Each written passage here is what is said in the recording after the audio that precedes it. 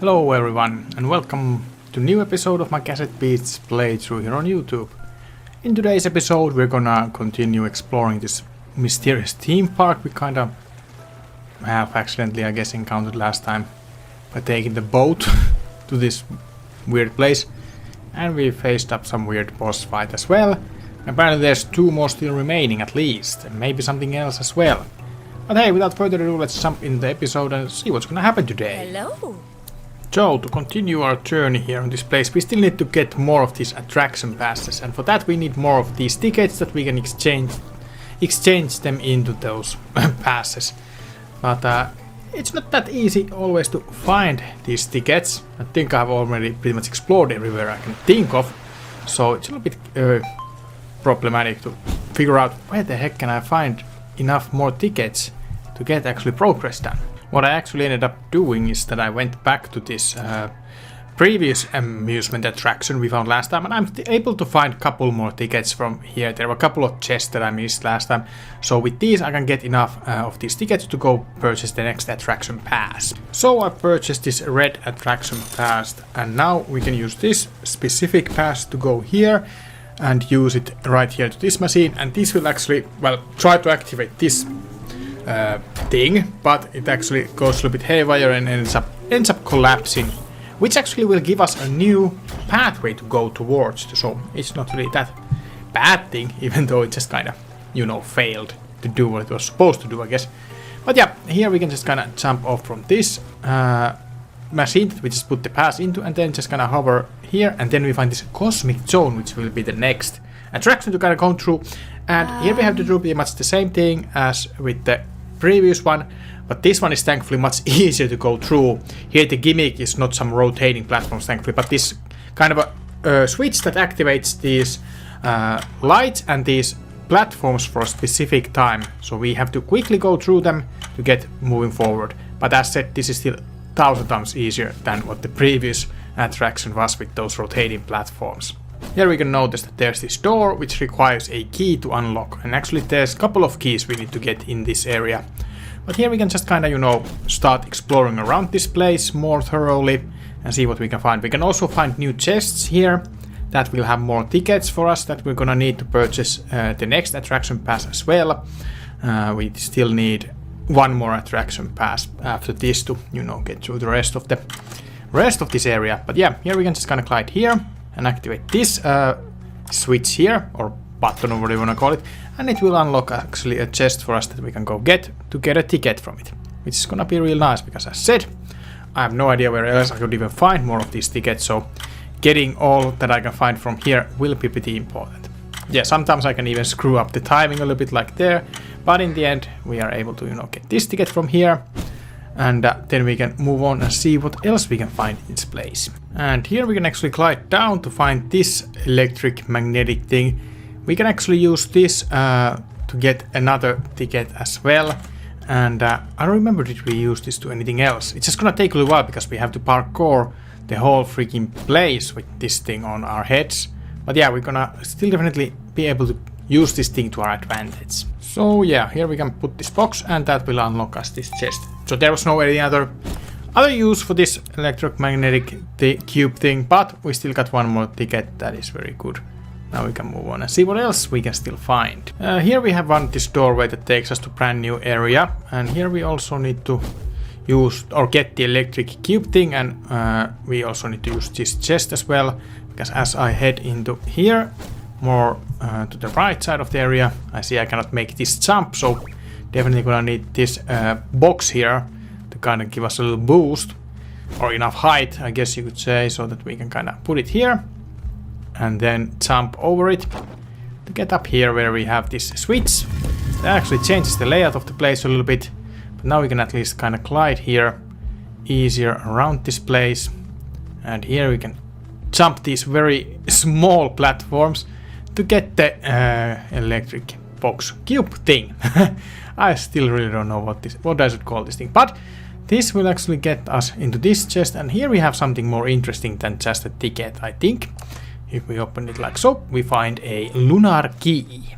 Now this key goes somewhere, we just need to go figure out where. And here we can find the right door for the lunar key and unlock this new area for us to explore. Here we also have more of these kind of levitating stuff, or not levitating stuff, sorry, timed platforms. For example, this elevator here, it just grew up very handsomely, many times in a row. This area was honestly a bit frustrating, but again, as said, it's not still as bad as the first area was in the previous episode. So we can get up here, and then we can just kind of activate the next lever, jump over these platforms. I'm just gonna, you know, try to avoid all the enemies as I can. It's not perfect, I sometimes still get into fights, but at least these guys are easy to escape from. Here at the end of this area we find a solar key. So yeah, another key that will take us through some other door. Let's find out where. And it will actually be this door right on the other side of the whole area. So here I assume we're gonna find third and the final key to finally unlock like the main vault looking thing that it was in the middle of this place. Here we just need to kind of try to get through a little bit more enemies and jump ourselves up here and activate this switch to do a little bit more parkour challenging platforming. And yeah, just get through all of these things next, like so. Try to avoid the enemies, and here we have another chest with the key, red engine key. Now we can go and open the engine door and see what kind of thing we'll have to fight there next, because I assume we're gonna fight something there, as we did in the previous episode as well. So here we go into the red engine room, and as you might predict, we're gonna have a boss fight here. It's not really that much of a surprise. I'm not gonna comment on the fight itself too much. I'm just gonna let you guys witness it and show how it goes, and I'll return to you once it's all over, because honestly this fight, yeah, it's pretty interesting, but at the same time it's not anything too super special or difficult, so it went by quite okay, I would say so myself.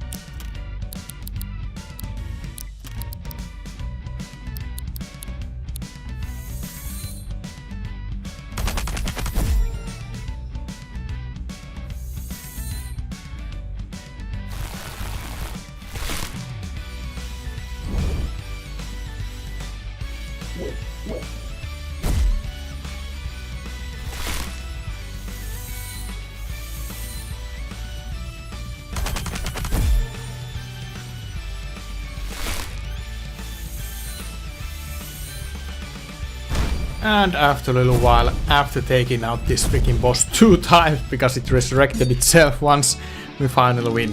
So yeah, I mean, I don't think it was that difficult of a fight in a lot of sense. It just took a little time to get done. But yeah, we were able to get it done after a little while. Yes!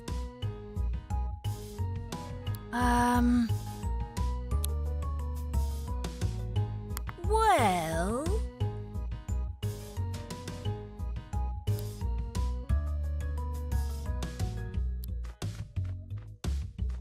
Alright, so we got a little bit of information about these beasts. Apparently this Gwen clown girl built these things somehow.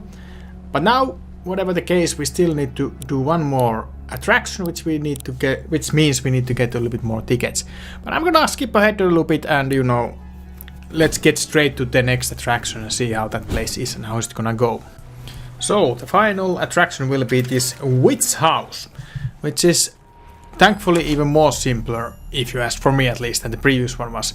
We have different paths to go, and in the end it's pretty, as said, straightforward. We just need to kind of go through, explore through this area.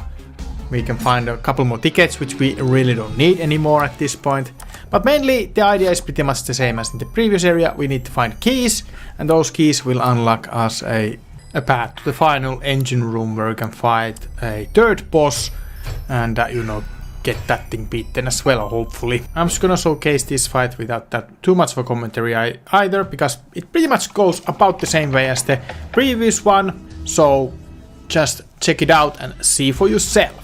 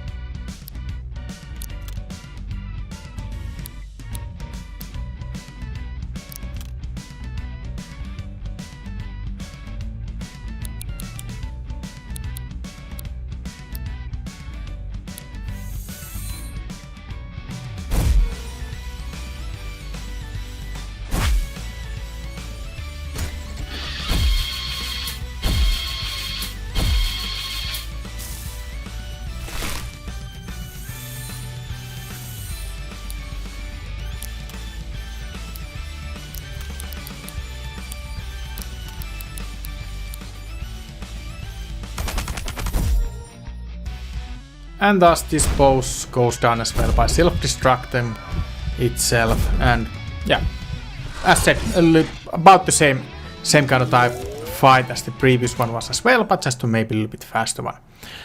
Here this time though, the Gwen does not appear to ramble us or something, so I guess we just need to go talk to her ourselves and see what's gonna happen. We're gonna actually get some interesting lore about this place and about the Gwen as well, which is gonna be a little bit plot twisty stuff, so be prepared for that.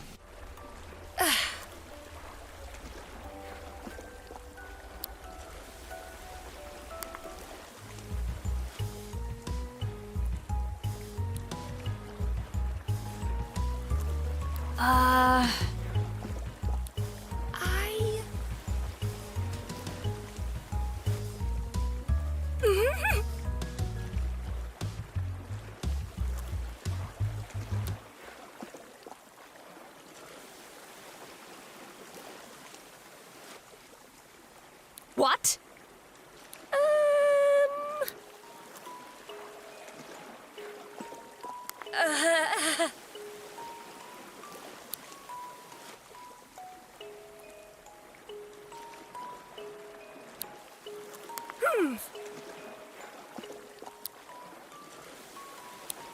I am Guinevere.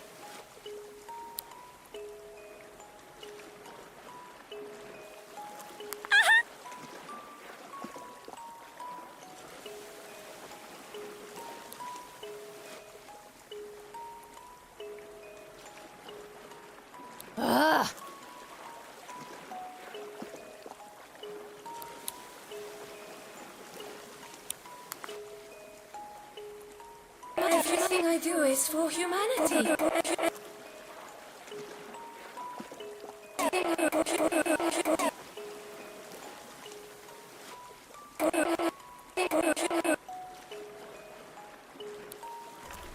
So yeah, turns out Gwen was actually an archangel all along, and now we need to prepare to fight her. So yeah, kind of plot twist. I didn't expect to see that happening, but in retrospective it kind of makes sense, I suppose. But yeah, we're just gonna make a little preparations and then try to see if we can beat Gwen in a fight. This fight was actually very challenging and difficult fight. I'm just gonna show you only the successful attempt because it took me 3 freaking attempts to beat this fight. So yeah, this was definitely the toughest fight I think I have encountered in this game yet, because you know, I just was not prepared for this. Then I had to make a lot of preparations, get 2 attempts and fail those before I get the 3rd successful attempt. I'm just gonna show it to you as I did with the previous boss fights here in this one. It's gonna take a little while, this fight, so buckle up and check it out and see how it went.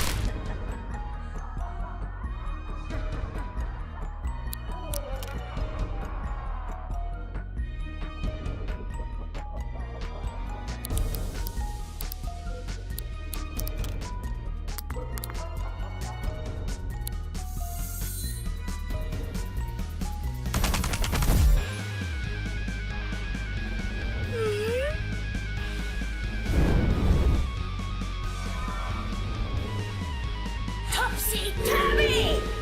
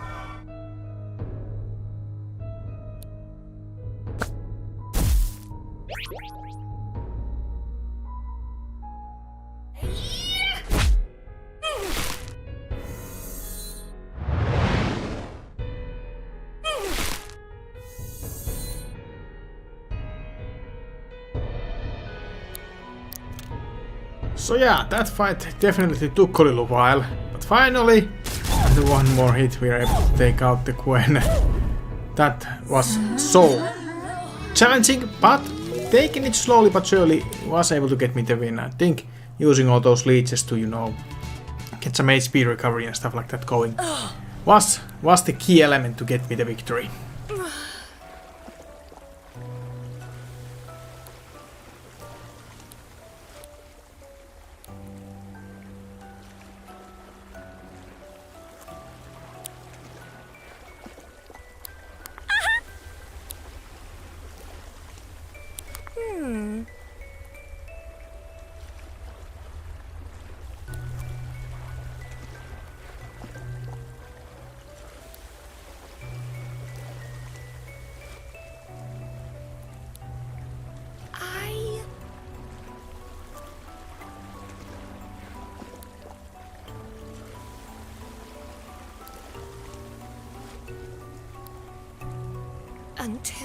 And thus we get the quest completed.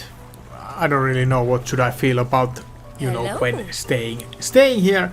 All fine, like nothing was wrong, and kinda our main character here kinda lets her off the hook a little bit. But I suppose it is what it is. I can't really affect that much more than that. But with that, we are pretty much done with today's episode. I'm gonna show you one last nice little Easter egg thing here at the end. You can just kinda sit back, relax, all the hard battles have been fought and the you know, challenges has been conquered. But there's nothing threatening us anymore in today's episode. Now sit back and enjoy this little scene I got earlier in this play session when I recorded this footage. And with that, I bid you farewell and we shall see you on the next episode. Okay.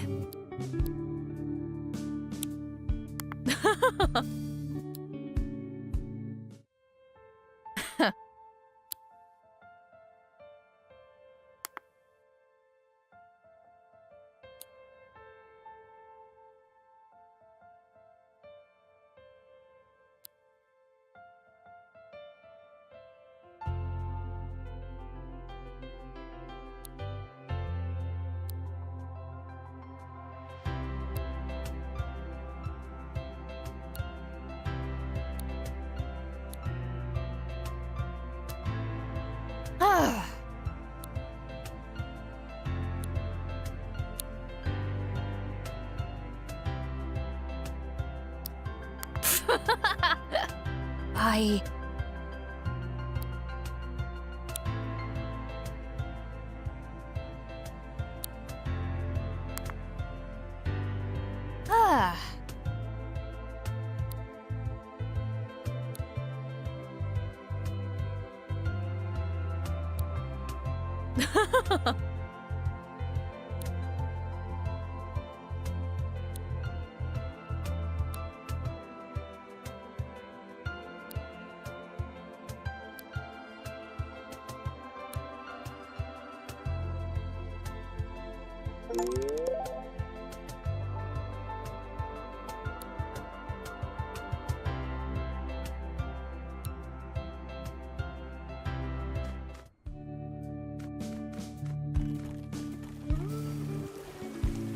Thank you for watching this episode of my Cassette Beasts playthrough.